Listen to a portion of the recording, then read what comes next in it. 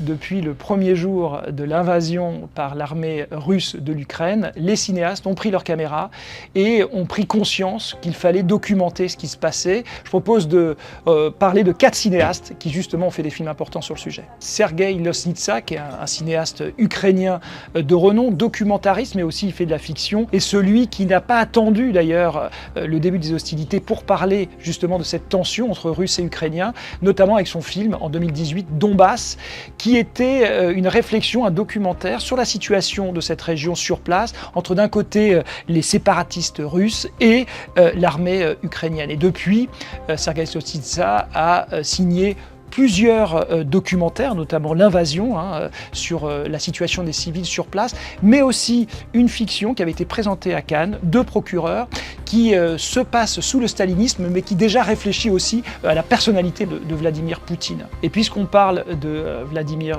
Poutine, il faut citer un documentaire qui est sorti récemment en salle, Mr. Nobody Against Putin, co-réalisé par Pavel Talankin et David Borenstein. Comment un instituteur d'une école en Russie voit arriver la propagande du gouvernement russe dans son école et était obligé de s'y soustraire. Я люблю свою работу, но не хочу становиться пешкой режима. J'avais eu la chance, moi, de rencontrer un cinéaste polonais, Maciek Amela, pour un documentaire qui s'appelait Pierre, Feuille, Pistolet.